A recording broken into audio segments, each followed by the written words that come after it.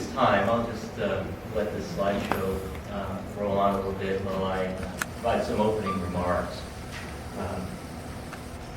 On behalf of the Experimental Analysis of Human Behavior Special Interest Group, SIG, I'd like to welcome and thank all of you for attending today's session. As time is of the essence, I must keep my opening remarks brief to allow the panelists as much time as possible. Each year, the SIG selects an individual whose career achievements have significantly impacted and advanced the science of behavior analysis. This year's award presentation is particularly special.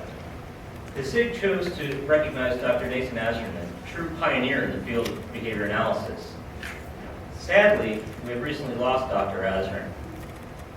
Thanks to the efforts of Ted Aon, we have assembled this panel discussion of distinguished colleagues to reflect upon Dr. Azrin's life and career.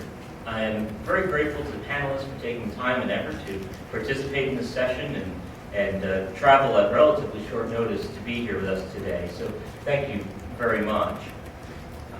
The SIG is also honored to have members of Dr. Azrin's family in attendance today. If the Azrin family would please rise for some recognition. Thank you.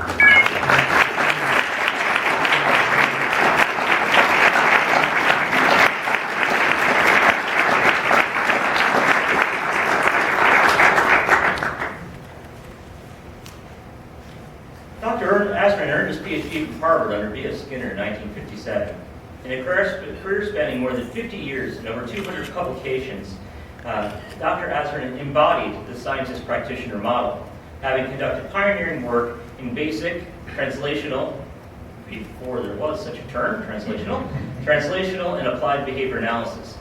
A few of his numerous achievements include advancing our understanding of aversive control of behavior, introducing applied technologies which are now commonplace, such as the use of timeout from positive reinforcement and token economies, and advancing clinical practice by developing interventions for drug and alcohol dependence, Tourette's syndrome, depression, marital dysfunction, parenting, and probably the largest impacts his efforts in developing techniques for rapid toilet training. Many parents have avoided a lot of aversive stimulation as a result of that work.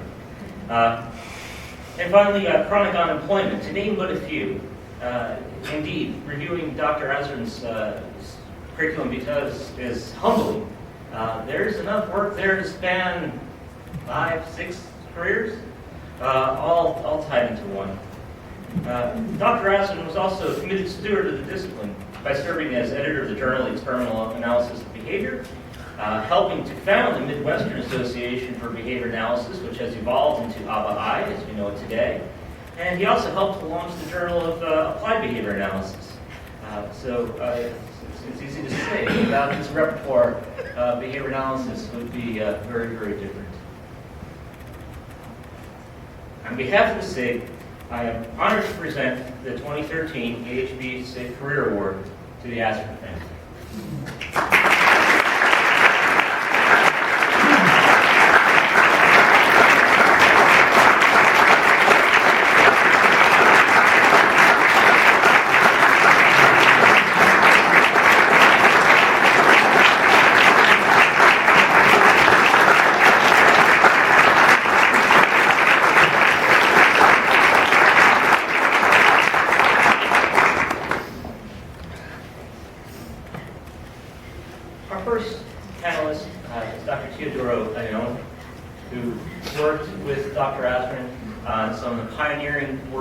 Systematic exploration of the use of token economies at N State Hospital. Dr. Aon is a professor emeritus of psychology from Georgia State University and maintains a private practice in Atlanta. He has published over 90 scientific articles and 5 books on therapeutic methods involving the emotional and behavioral problems of adults, teenagers, and children. He received his undergraduate and MA degree in psychology from the University of Kansas and his PhD in clinical psychology from the University of Houston. Dr. Aon is a fellow of the American Psychological Association, a member of the Georgia Psychological Association, and holds certification, and he's a diplomat in clinical psychology for ABPP. Please help me welcoming Dr. Aon.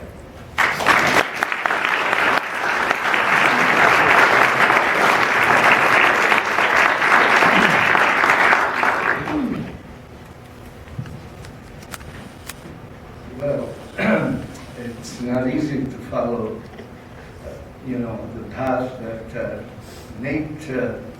started, but I thought today what I could do, because it's not easy to follow up on something like what he has done.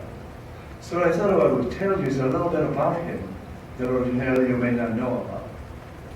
Imagine going into a condemned building where there is a tremendous amount of space, where as you enter this condemned building, what you see is sort of like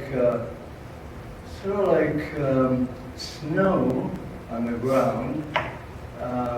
There are white flecks all over the place, and some of them are falling from the ceiling.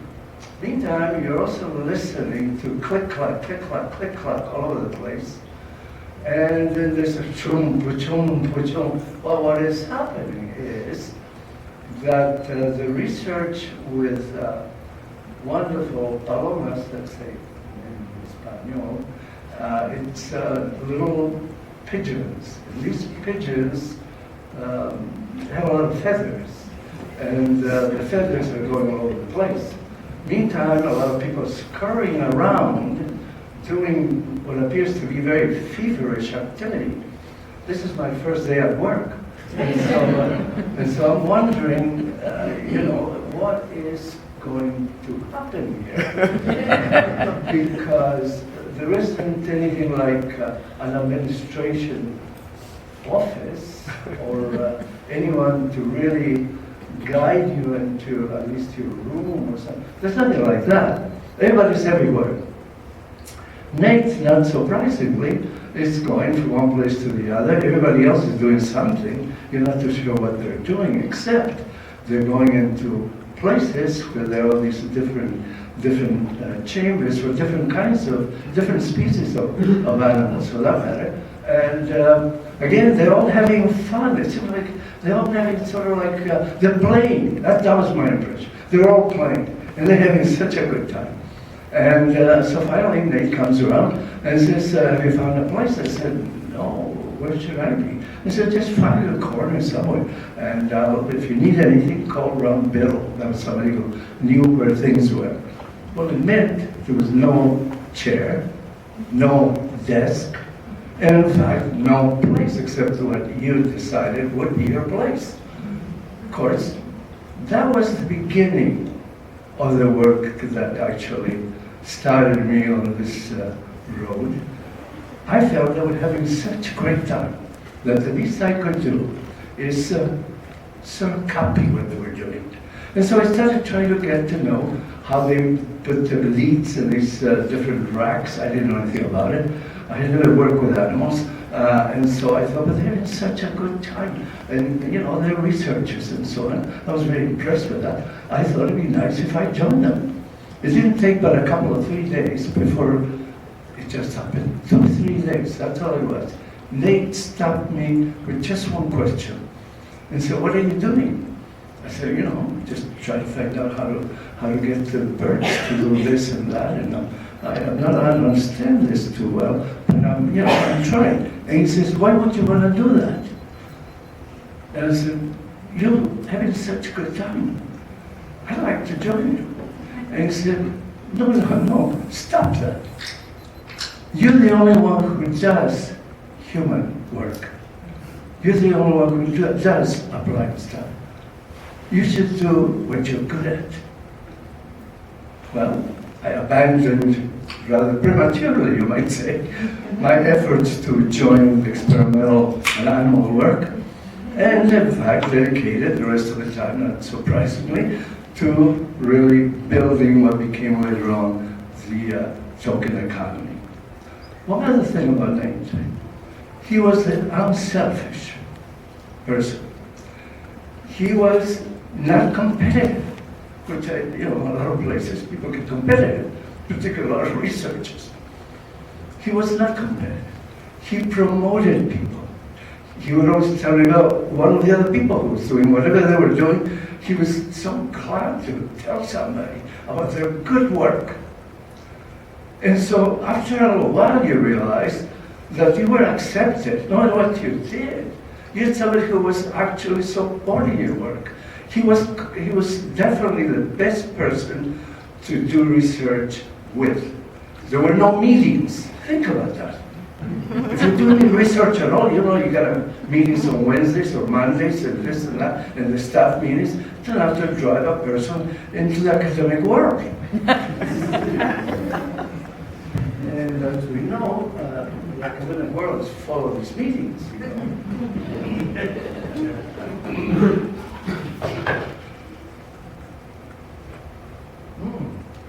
Hard stuff. Anyway, one of the things that I thought I'd share with you is that since we didn't have meetings, you wondered how did anybody do research? Well, everybody got a chance to be with Nate one-on-one. In other words, there was no reason to have, shall we say, an audience. Because Nate was the one who would actually let each person know about the others, in a sense of details, what they were doing. And ordinarily, I never heard Nate say, I mean, he's not doing well, I mean, he's having trouble. I never heard anything like that. All I heard was positive stuff about everybody he worked with. A remarkable thing, let me tell you. Research is not easy, it's not for the faint of heart. So, these are the qualities of the man we have, and that we're honoring today. And I want to thank you very much for being in the audience. Okay, thank you.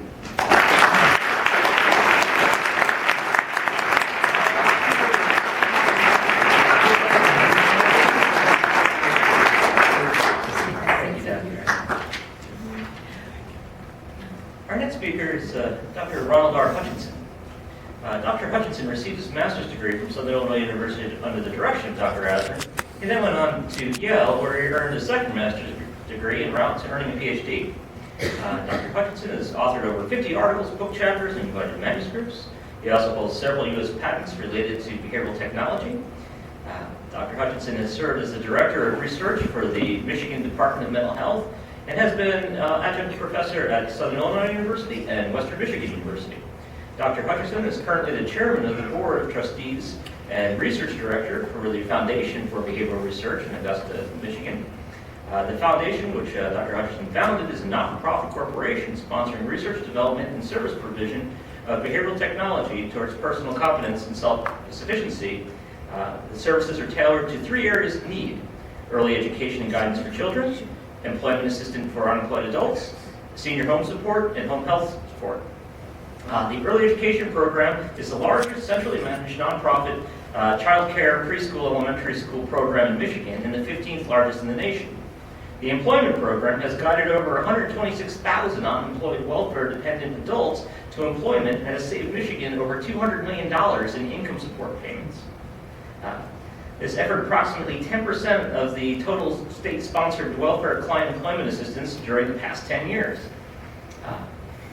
His work with seniors involves operating as a network of nursing and social services caseworkers, and in-home helpers.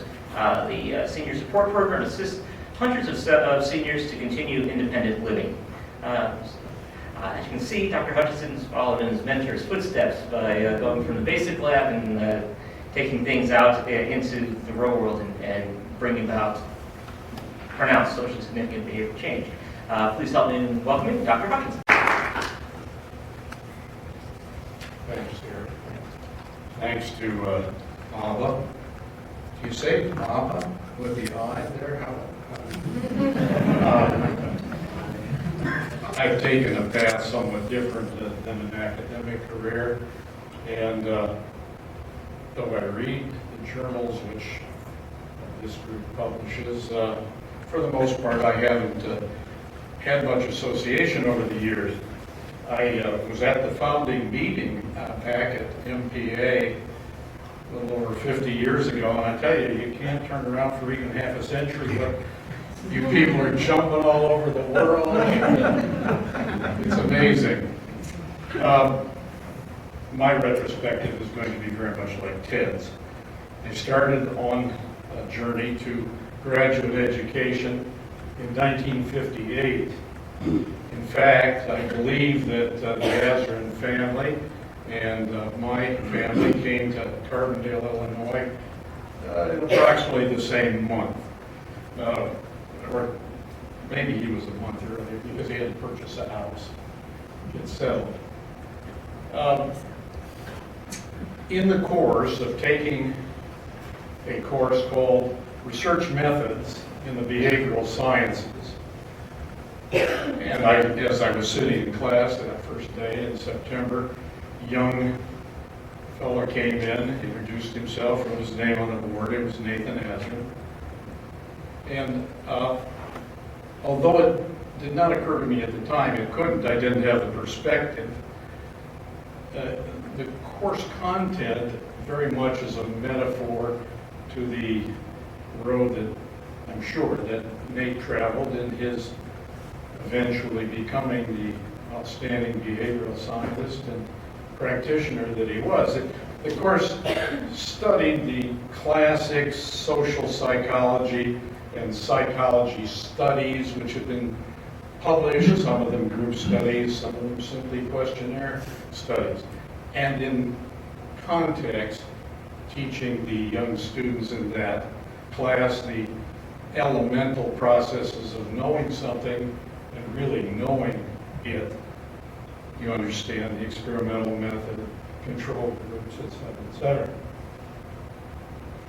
The last thing that was introduced was a strange collection of papers called Symposium on Operations that took place at Harvard. And you know probably, a number of you, that one of the papers given at that series of highfalutin, high theory meetings was a paper by Fred Skinner, where he talked about the ways of really doing research case history and scientific method.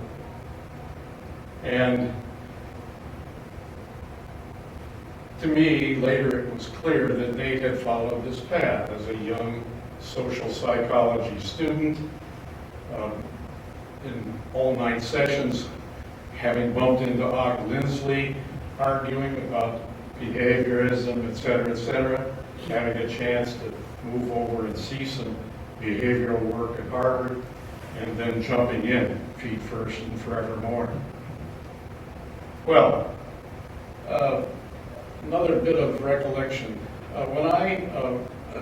Nate invited the students of this class to visit the research lab if they liked, and I did so within, I think, a few weeks after the beginning of the class.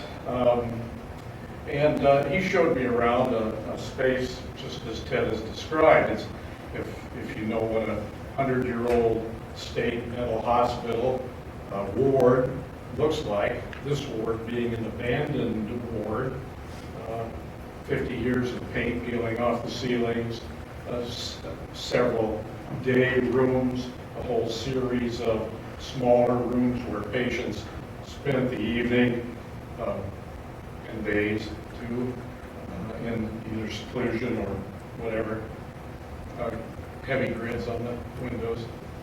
This was, and when I first walked in, I remember so vividly finding my way there, told to go up on the 2nd floor, and there was this pink 8.5 by 11 piece of paper scotch taped to the glass window in the door of the entrance to this old ward, and it said, research lab. And so I talked with Dr. Azrin at that time, Nate, it came to be, and he was in an unhappy mood. He'd been there a month and a half, and all that had come in for his efforts to get going with some research was a box of Ralph Gerbrand's cumulative recorder paper. He says, well, what do I need with the recorder paper? I don't have any recorders, I don't have any animals, et cetera, et cetera. All right. Over the next few months, I started working there on a volunteer basis. By Christmas, he had 2 rat boxes and a pigeon box going. Work in punishment for the most part. Work in the nice shop run by or manned by a quite competent technician who'd been trained in the Army. He was also working feverishly to try and improve the mechanical equipment in a variety of ways. Something that's always, that I've never been able to put in place with Nate. As best I know, Nate never showed a particular interest in hobbies or whatever with mechanical gadgets. Me, on the other hand, I was an engineer when I went down there, so that kind of stuff grabbed me. But it didn't stop Nate from asking the most basic questions and forcing the technologies to evolve so that they were more perfectly meshed with the questions he wanted to ask. I'm just stunned by this. And of course, he showed it in a variety of ways in the human work later. Well, all right, I need to move on rapidly here. Because I was a student in psychology, actually sponsored in the rehabilitation counseling program, I didn't think it was suitable that I do an animal study for my master's degree. And in fact, he encouraged me to take one of the old patient rooms and turn it into a test chamber, which with a struggle I did over the next some months. And by around the first of the year also, we're talking now just early 1959, I had a chamber which he thought might be adequate, and I began studying some severely ill male patients using cigarettes as a reinforcer. Worked well with some of these patients that were 3 and 4 bag, roll your own folks a day. And got by the end of that next year, when I formally began the experiments, I got some orderly performance. I didn't know why I was doing that really, although I was reading feverishly at the time. It became clear that Nate loved Og Lindsley, but had some question about whether the Lindsley definition of psychosis, i.e. simply a pause in operant behavior, was a suitable functional analysis. And he pressed me to show that if you choose the reinforcers right, why you get orderly and continuous behavior, which seems to subtend the times when these displays otherwise might take place. Something that, of course, Ted Nate showed in grand style and in a living conditions setting to be the way to go. I went away in the summer, late summer of '60 to do advanced work out east.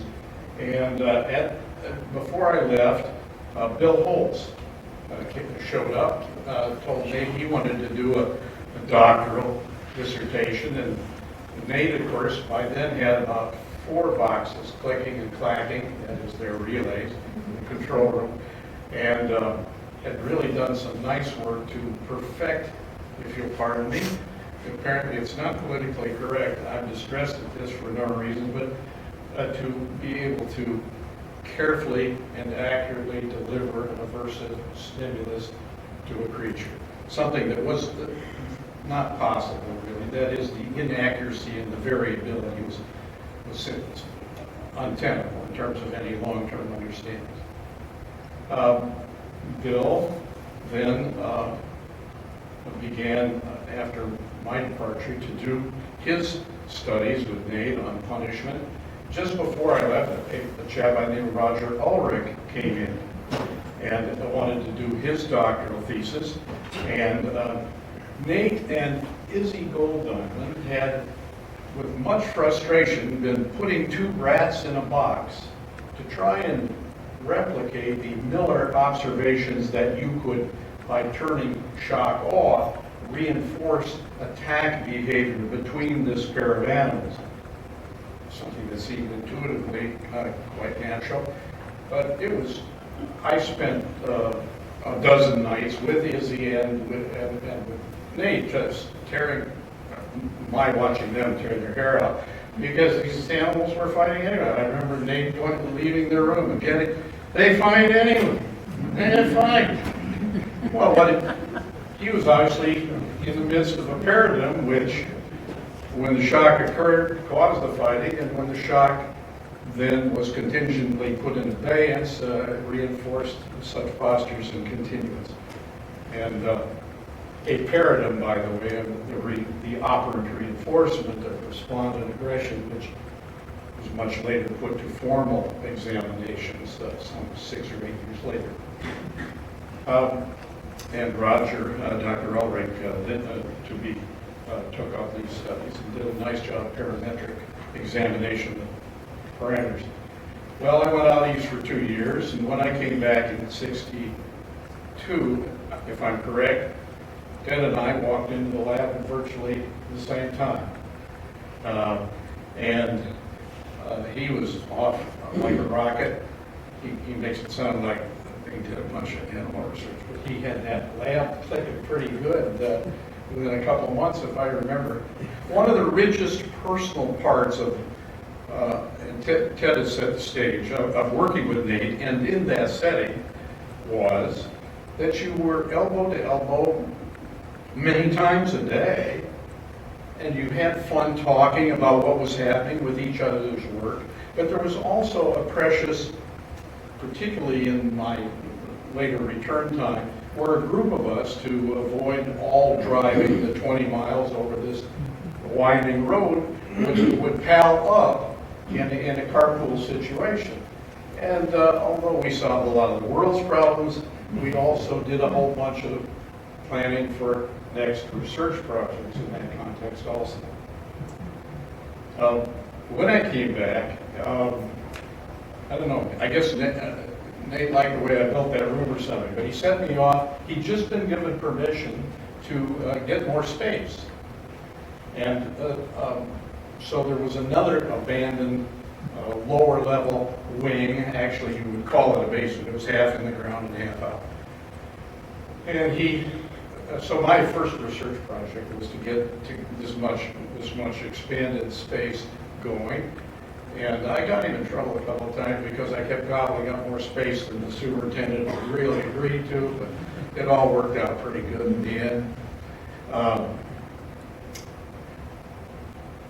Don Hake, in the spring of '61, came out, said he wanted to do his doctoral thesis, and if you've read his work, he and Nate did some wonderful things, both with punishment paradigms, developing the primate paradigm for doing aversive control, and also doing some very subtle condition punishment and comparison of various reinforcement schedules to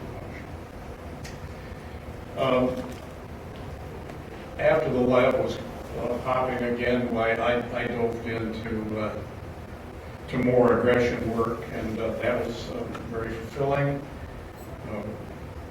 It was just the richest time to have Ted and Don Hake and myself and Nate be able to spend the time talking together. I can't tell you how reinforced in every sense that was. And it was the result that there was all of us in one way or another put out a very high rate. Nate was a giant among us, not perhaps in his first steps, but it is my absolute belief that 100 years from now he will be accorded the same respect and admiration for his work in public health medicine that a Lister or Pasteur and a number of other behavioral people that have followed his footsteps. We're all very fortunate to have had Nate, and my whole career since then is a result of his work with me. Our next speaker is Dr. Brad Donahue. Dr. Donahue received a PhD from Nova Southeastern University and currently holds the rank of Professor of Psychology at the University of Nevada, Las Vegas. Dr. Donahue is Director of Family Research and Services, which is chiefly focused on the development, evaluation, and dissemination of family-supported interventions to assist in goal achievement. He is one of the developers of Family Behavioral Therapy, FBT, and evidence-based treatment listed in many national clearinghouses. His specific interests include the development and adoption of evidence-based treatments, primarily FBT, psychometric development of clinical measures to assist in understanding and measuring treatment outcomes, and improving the functioning of mental health clinics through effective supervision and quality assurance. Those primary interests concern troubled populations, for example, substance abuse, child maltreatment, family violence, and conduct disorders. He is also interested in the concurrent improvement of mental health and sports performance in athletes. Dr. Donahue has published over 120 manuscripts, is a recipient of the Western Psychological Association Early Career Research Award, the UNLV Barrack Scholar Award for Distinguished Research, the UNLV Alumni Association's Outstanding Faculty Award, and Student Focused Award. His many projects have been funded by national agencies such as NIDA, NIMH, and Samsung.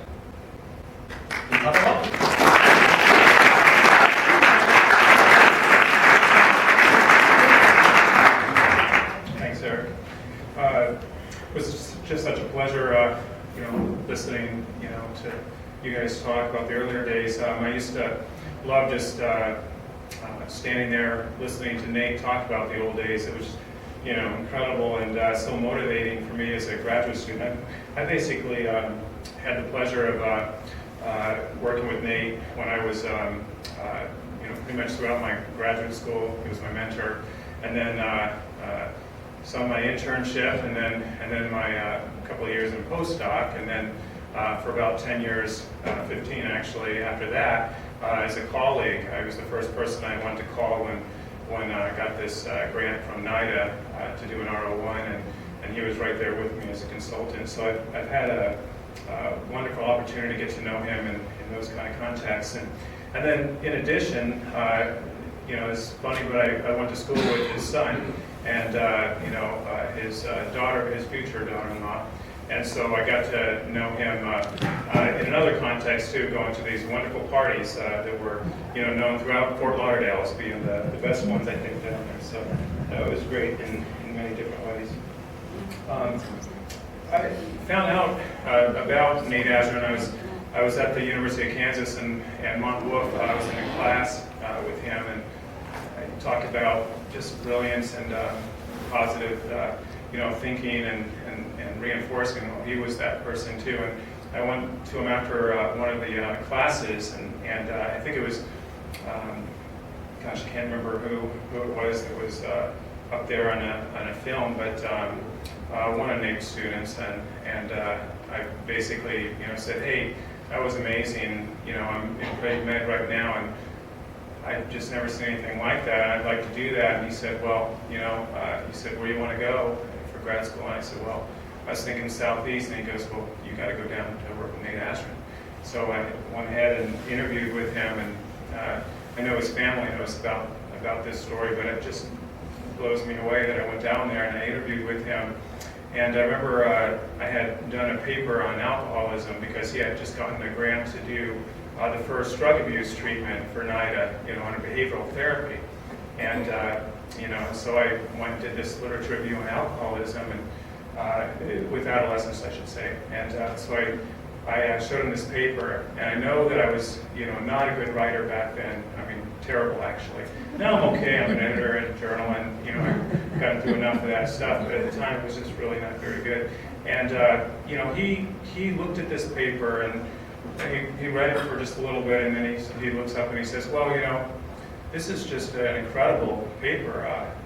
Do you mind if I should file this in case I should need to come in and reference it in the future? And I said, oh, no, of course not. And he always had that as a way of him to make you feel as if you were 10 feet tall and you could do anything. And actually, he made me believe him that in actuality it was a good paper. Like, I believed him. And it was not. As I watched him kind of file that paper, I just walked out of that room and I said, I've got to work with him. I don't care. That's the most positive person I think I've met in a long time, and as I turned out, I think probably my life. He's just incredible. So I basically started to work with him on this grant for NIDA, and it was so amazing. At first we had Paul McMahon and Kevin Lipinski, and Vicki Bessalel was his wife was one of our supervisors, and we just had a blast. We'd sit around and kind of come up with these really innovative, kinds of interventions. And of course, he always had a way of making us think as if we had developed these ideas, when in actuality he asked just the right questions, and he kind of just moved you in the right direction to make you actually feel that, that had happened, when in actuality, of course, he knew, the answer to these questions, 10 times back. So that was always, I thought, pretty cool. And then we had Evan Kogan and Ronna Cherno joined us, and then lastly Gordon Teichner when we did this other trial. It's an interesting one. So we went through those first trials and came up with some really pretty cool results and some pretty neat interventions. And so we thought we'll do it with dual diagnosis, conduct disordered kids who are also abusing drugs. And we applied a lot of the same family behavior therapy techniques and put that together. And what was interesting is the results came up significantly improved and tremendous. And our control group, but no different than our control group in these outcomes. And I think that's the first time that's ever happened to him. So he was perplexed. Like he was like, well, how the heck did that happen? And what had happened was we had taken Alan Kasdan's problem solving and stripped it of all the behavioral aspects, and we thought, that would be a really good comparison because it has all the steps down in there, but it doesn't have the behavioral rehearsal. And he was just perplexed at how that was, so effective. Well, as it turns out, like about 15 years later, they published a meta-analysis, and those two interventions, the FBT and then the other one, were that had highest effect sizes of all interventions. So the control group that that he had actually developed in his brilliance, he sincerely tried to make something theoretically different that would be a nice comparison, and he did, and it came up so successful. So it's just fascinating, how he operated. What I liked about, and I would like to tell you just a little bit about his innovation, because if you talk to anybody, they'll tell you that he was just so ahead of everybody else. I remember talking with John Lutzker, who was probably the person when it comes to the field of child neglect. Everybody respects him, and he was a pioneer in that field certainly. And I remember talking with him, and he was saying, "Oh, you don't know what it was like, back when when he was really motivated."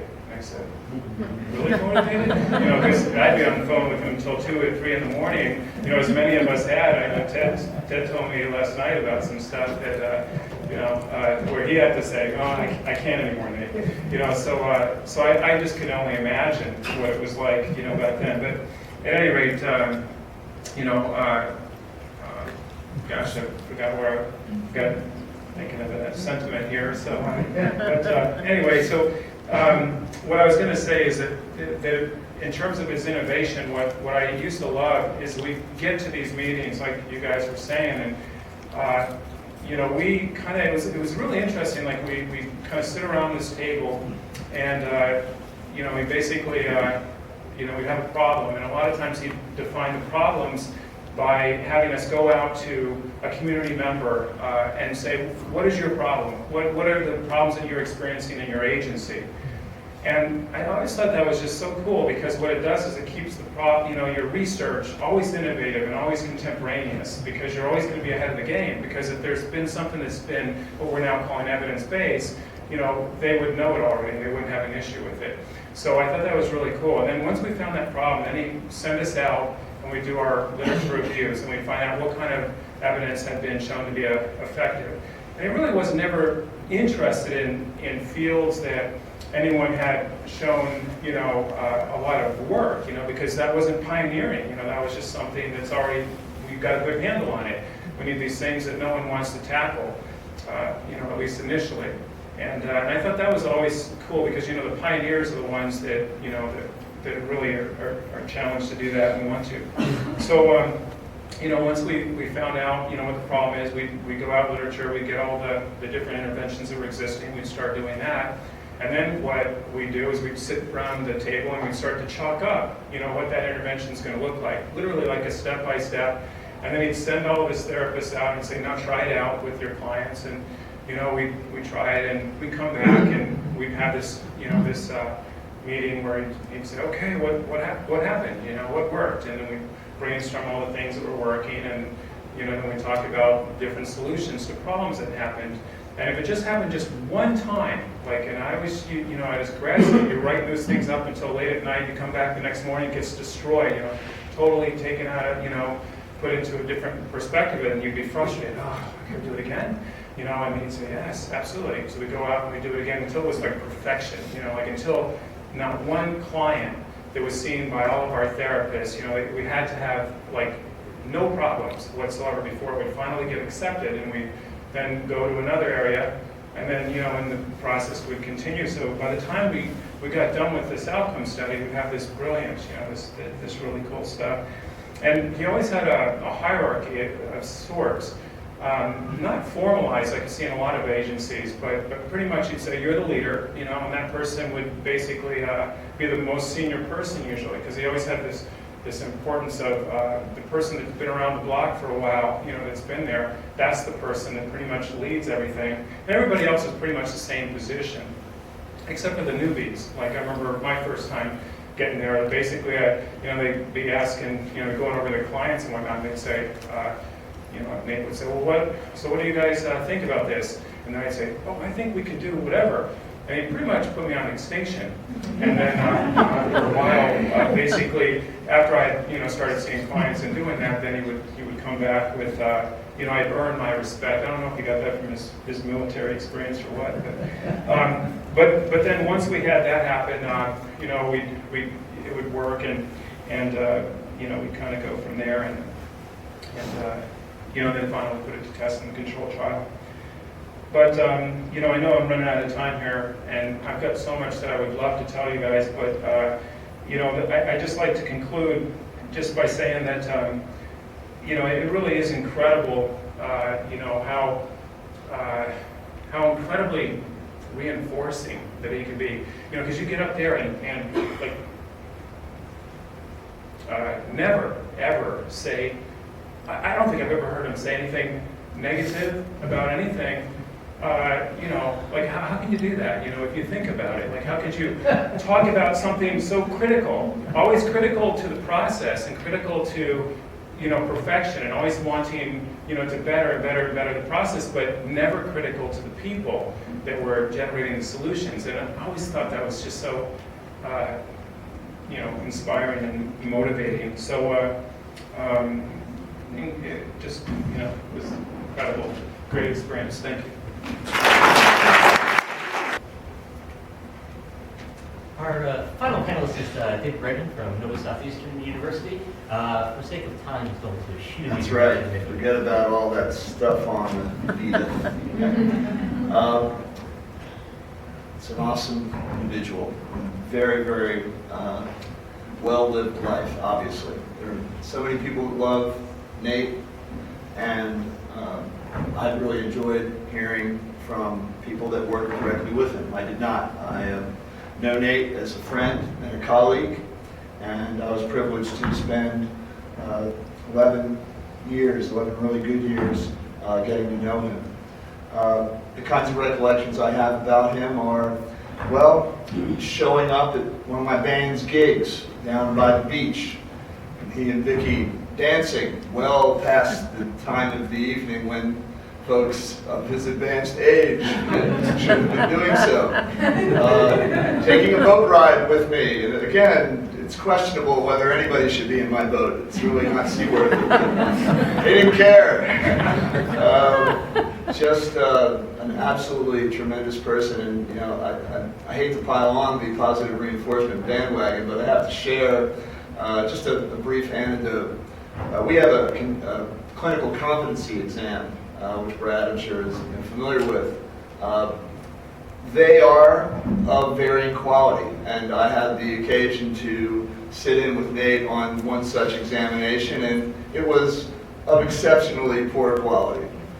And Nate, being the chair, opened up with a 10-minute soliloquy about the virtues of this paper that was absolutely and completely astounding. And yet, and this is maybe perhaps we can have a little bit of discussion about this, after he was done, he did offer some, I would hesitate to say criticisms because it didn't sound that way, but they were very penetrating insights into the weaknesses of the document. But it was done in a way that I am extremely envious of.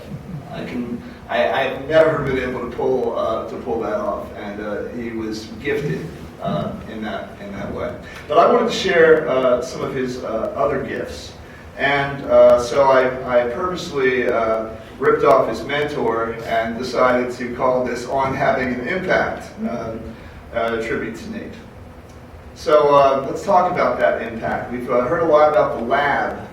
Let's talk about those efforts that were not so tightly controlled. 520 Amazon reviews of toilet training in less than a day. 70% of them give it 4 or 5 stars. 2 million copies sold. Number 9 Amazon rank in the children's health area. And they sell a lot of books on that Amazon. Rank 2,836. Enviable impact. But I wanted to share something with you that I thought was particularly touching, and I think really goes right to the heart of the kind of contribution that we all want to make with the people that we serve, the community that we live in, and I think it's beautifully encapsulated by an Amazon reviewer. And I call this "How to Market Behavior Analysis" via Amazon.com. I'll read it, since it may be difficult for some of you to see, and it would be if I was out in the audience. I was skeptical about whether this book would work. My mother used it to toilet train me and my sister back in the 70s and recommended it highly. I tried training the traditional way first, following a suggestion in a magazine.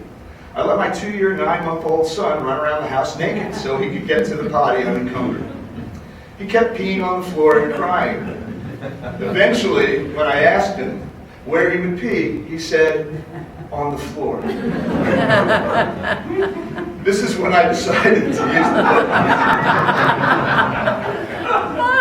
I had some trouble getting my son to pay attention to me and follow instructions because he's very stubborn. He's not trained as well as the boy in the book. He needs to be taken to the potty. But he's not had an accident in 3 days, and I trained him 6 days ago.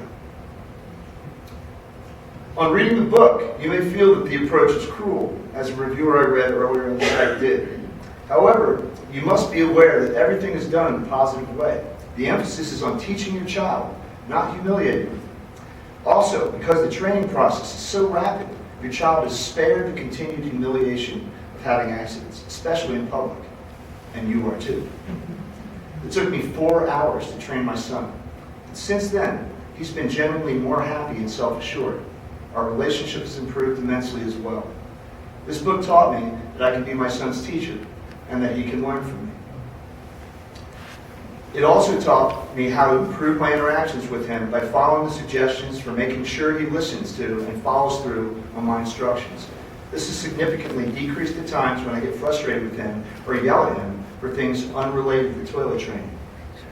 This book was written to end the humiliation that most children go through before they are completely toilet trained. It's backed by research. It was originally designed for retarded children and can be successfully used on children with IQs as low as 30. I'm a licensed master social worker, and I would not hesitate to recommend this book to anyone, including my clients. And that's beautiful. It's beautiful on many levels, right? It communicates from the consumer exactly what they want from us. And Nate delivered that over and over and over again. And he had a method. And to me, that is why, as I was telling Vicki yesterday, that is why Nate will live, right? His work, his spirit will live a long, long time and will continue to do good well beyond what he's already accomplished, which is substantial. So I'm going to share with you about 8 minutes of video maybe 7. It was done in an interview by John Lutzker. It was created by ABT in 2000 to preserve the thoughts and reminiscences of professional growth of the field's founders and pioneers. There are 2 clips, but they're back to back, so we won't have to stop. They talk about his animal work and its relationship to his clinical work, which is a nice segue from what we've heard so far. And then he talks a little bit about the development of the token economy. So I don't know how many of you have heard this. You can purchase this from ABT. For those of you that are teachers, instructors, college professors, it's some good stuff. So I highly recommend you get a copy of it. There are a couple quotes we won't hear. One is just a throw off, and if you're not paying attention, you won't catch it.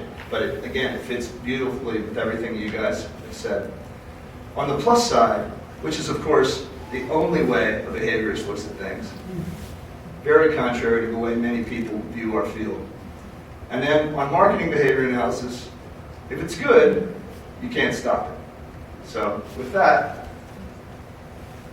I might need a little help firing this up. Yeah. That's kind of. Related, very much related to that, how important was your animal work in conceptualizing all of your flight? Oh, totally.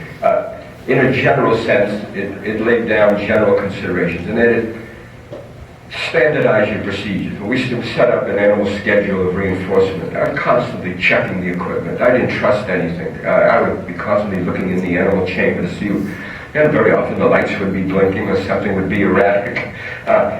You never could trust the instrument. So I oddly enough, even though it was all instrumented. Well, let's see if we can get the video. Oh, there it is. Hold on. Physician in Anna State Hospital in Illinois. What attracted his Orientation that he was opposed to or favored, and I was a psychiatrist. The superintendent of the hospital was a former general practice. That the response situation had a large effect. Or to put it in more lay terms, totally. In a general sense, it laid down general considerations, and then it standardized your procedures. When we set up an animal schedule of reinforcement, I was constantly checking the equipment. I didn't trust anything. I would be constantly looking in the animal chamber to see, and very often the lights would be blinking or something would be erratic. You never could trust the instrument. So I oddly enough, even though it was all instrumented, I had a window, one-way glass there in the animal chambers, and would constantly be looking in there to make sure that things were operating as they should. And then response specification, went to great lengths to try to select responses that could be objectively recorded. Always quantification. You don't just say somebody's doing well or doing badly or he benefited. You give numbers so that you can express it.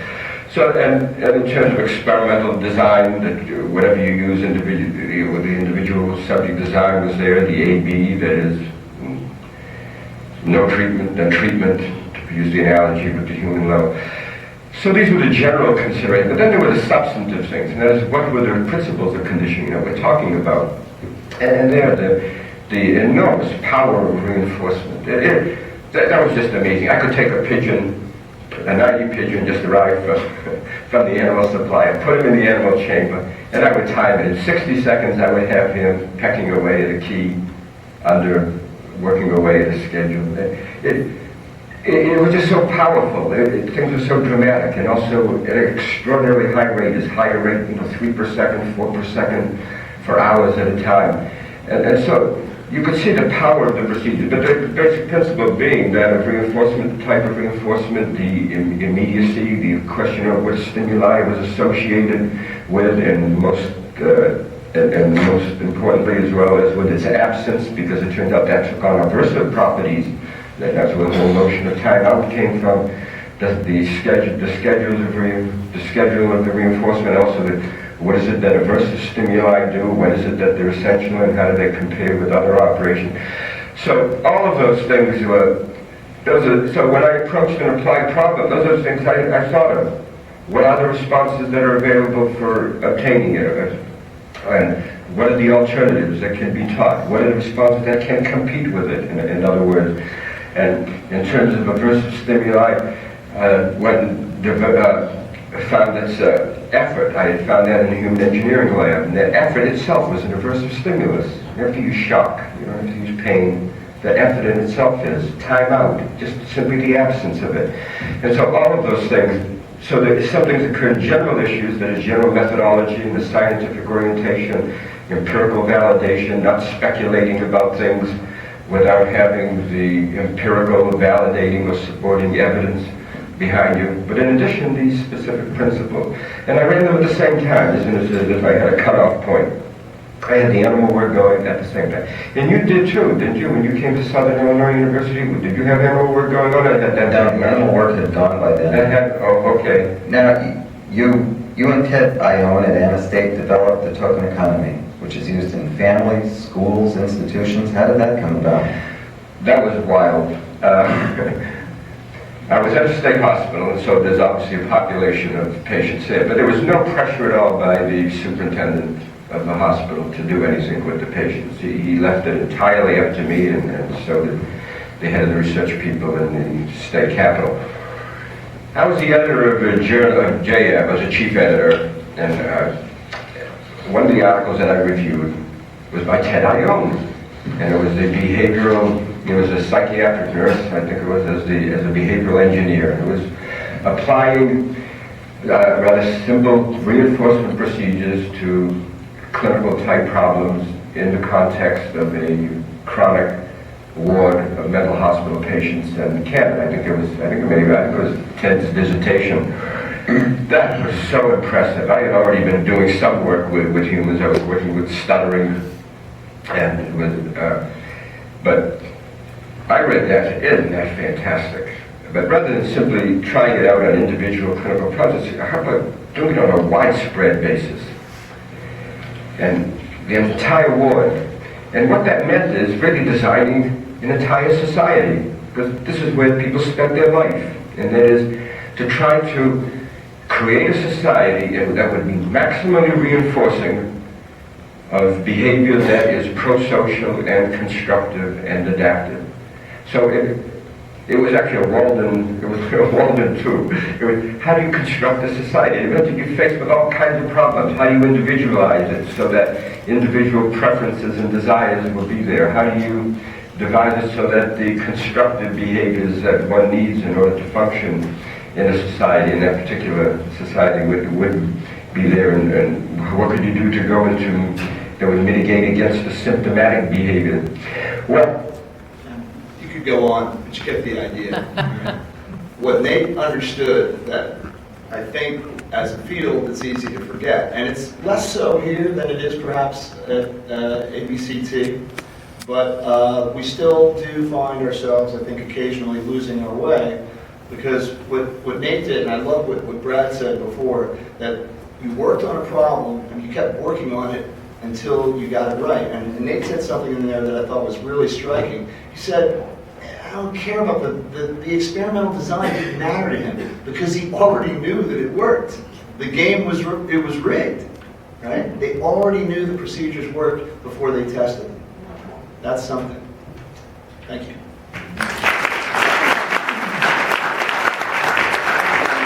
Artists, for coming here and delivering. That was really wonderful. Thank you very much. And I want to thank the Azrins for taking time out of their busy lives to come and join us in celebrating the 11 times Dr. Azrin. Thank you.